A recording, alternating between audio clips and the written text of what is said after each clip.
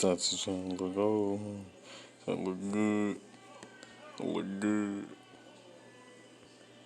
Yeah, so.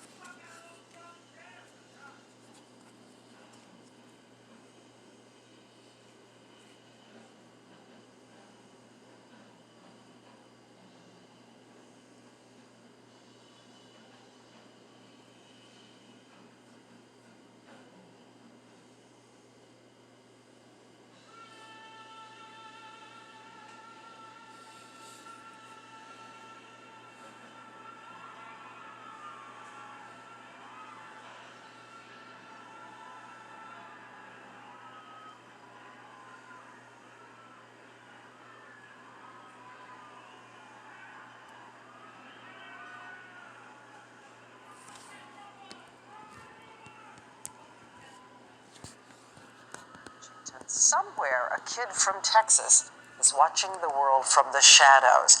How did a Texas high school star become one of the most wanted men in the hemisphere, accused of being behind some of the horrible epidemic of murders across the Mexican border? John Quinones has a cautionary tale of the man they call the Barbie. For some along the Rio Grande, Edgar Valdez is an American success story. A wealthy businessman from Laredo, Texas, who's hit the big time. YouTube videos pay tribute to him, surrounded by millions of dollars, fancy cars, beautiful women, and living the good life in Mexico. Thanks to his good looks, his high school football coach nicknamed him La Barbie. Some kids in Texas want to be just like him. Guys like money. They get fame, they get girls, they get houses, they get everything they want.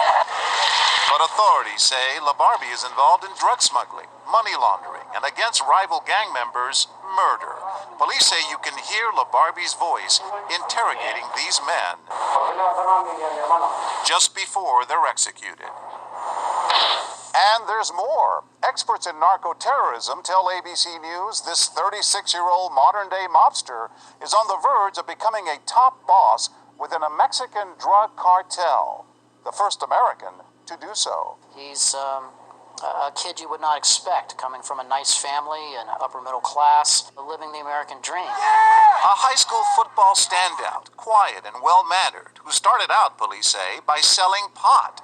But then he was lured by the big traffickers just a stone's throw across the border. He knows both sides. He knows our ways of operating, so that he uses that for his advantage. This homicide detective, who wants to keep his identity secret, says once in the game, La Barbie had to do whatever it took to stay there. He became a hitman. And that's how he started building a name for himself. How many killings do you think he's responsible for? Under his command, hundreds. I don't even think that he knows how many people he had killed. In 2005 and 2006, the border city of Nuevo Laredo, Mexico, was their battlefield. The death toll, nearly 200 murders a year. In Laredo, I paid a visit to LaBarbie's family. His sister is a law student, his brother a businessman. His mother describes him as un buen hombre, a good man, but she admits she hasn't seen him in a very long time. There's never a good outcome with a kid like this. He's either going to be killed or captured by the Mexican military or federal police inside of Mexico, or he's going to die in a hail of bullets by a cartel rival. And in the Mexican drug wars, that is the tragic and high price of crime. John Quinones, ABC News, Nuevo Laredo, Mexico.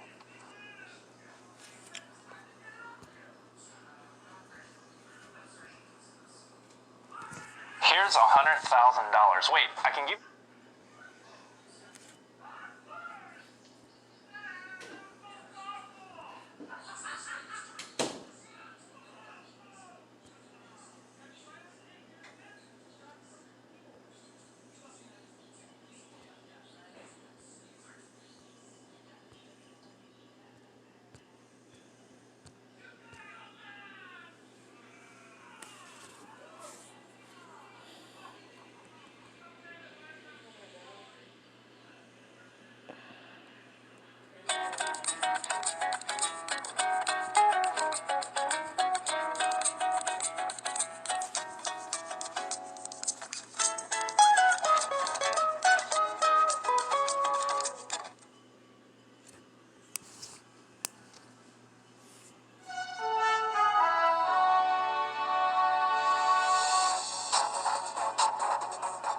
Hi everyone, I'm Vladimir Dutit. Thanks for joining us.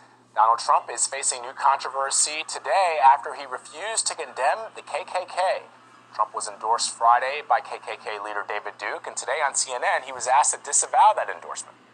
Will you unequivocally condemn David Duke and say that you don't want his vote or that of other white supremacists in this election? Well, just so you understand, I don't know anything about David Duke, okay? I don't know anything about what you're even talking about with white supremacy or white supremacists. So I don't know. I mean, I don't know, did he endorse me or what's going on? Because, you know, I know nothing about David Duke. I know nothing about white supremacists. And so you're asking me a question that I'm supposed to be talking about people that I know nothing about. But I guess the question from the Anti-Defamation League is, even if you don't know about their endorsement, there are these groups and individuals endorsing you. Would you just say, unequivocally, you condemn them and you don't want their support? Well, I have to look at the group. I mean, I don't know what group you're talking about. You wouldn't want me to condemn a group that I know nothing about. I'd have to look. If you would send me a list of the groups, I will do research on them, and certainly I would disavow if I thought there was something wrong. But you may have groups in there that are totally fine, and it would be very unfair. So give me a list of the groups, and I'll let you know. Okay. I mean, I'm just talking about David Duke and the Ku Klux Klan here, but... I don't know. Honestly, I don't know David Duke. I don't believe I've ever met him. I'm pretty sure I didn't meet him, and I just don't know anything about him. Says Mr. Trump tried to tell Jake Tapper there he knows nothing about the group, the Ku Klux Klan. Well, later, he put out this tweet saying, as I stated at the press conference on Friday regarding David Duke, I disavow. Trump did disavow Duke at that news conference on Friday, which is why many find it strange that he declined to do so in that CNN interview. Well, rival Marco Rubio quickly jumped on the controversy, telling supporters at a rally in Virginia that it makes Trump, quote, unelectable. He was asked repeatedly on CNN to repudiate David Duke, who is a well-known white supremacist racist. And he said he doesn't know who David Duke is. But the fact is that in the early 1990s, or at some point 10 or 15 years ago, when Donald Trump was thinking about running for president in the Reform Party, one of the reasons why he said he wasn't going to run is because David Duke was part of the Reform Party. So he knows exactly who David Duke is. He was asked this morning 2 times, will you repudiate and condemn the Ku Klux Klan?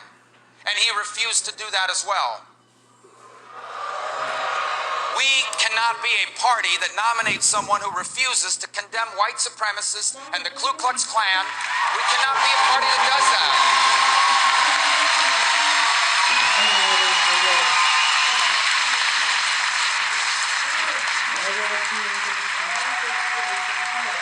By the way, not only is that wrong, it makes him unelectable. How are we going to grow our party with a nominee that refuses to condemn the Ku Klux Klan? Don't tell me he doesn't know who the Ku Klux Klan is.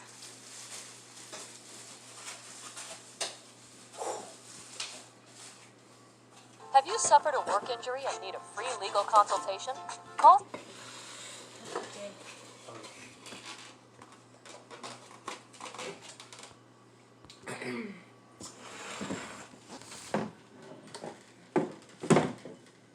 This one can.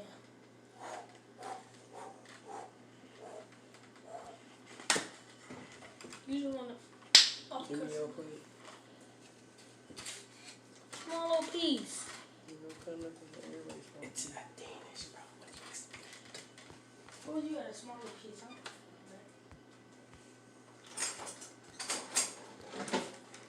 No! I guess I'm it's glad. thinking on number one. Poor Jesus. Oh, that's pretty. What's the song? Righteous. It seems.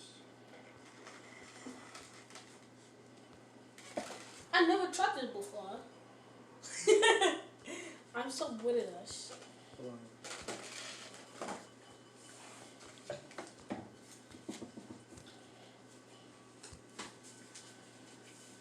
Hi. Jay, do you know what a yoni is? Do you know what a yoni is? What? Collective of what? You stupid. I said a yoni. Yoni. He don't know what's a yoni. You did tell him. But not from the back. Shut up, you asked. Not from the back.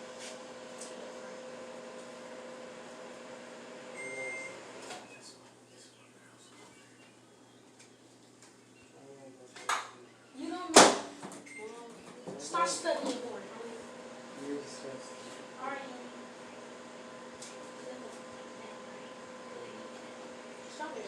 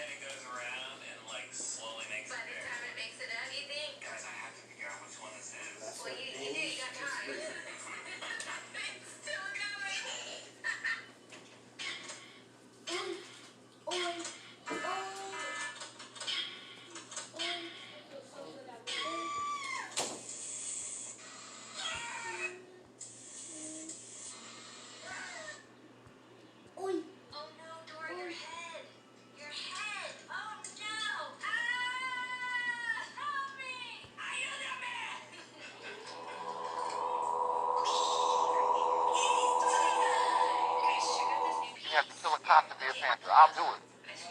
They say you have to bring the gun back. I'll do it. I'm just fired up. You know how you're young and crazy? I'm 15 years old. And I just jumped up and I said, choose me, brother. Arm me. Send me on a mission. I'm ready to kill Whitey right now. He said, come here. So I walk up to the front. He's sitting by a desk. I look at my, the guys that I came with like to say, yeah, boy, told you. This brother opens the desk. He reaches and he pulls out. He's reaching real low. So now I look back at my boys. Man, he's going to give me a big gun. See how far down he's reaching in the desk?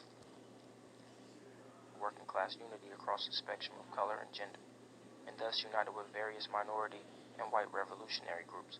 From the tenets of Maoism, they set the party as a vanguard of the revolution and worked to establish a united front. While from Marxism, they addressed the capitalistic economic system, embraced the theory of dialectical materialism, and represented the need for all workers to forcefully take over the means of production. These type of practices were feared by the government. Well, hopefully these two organizations are starting to look a little different out of that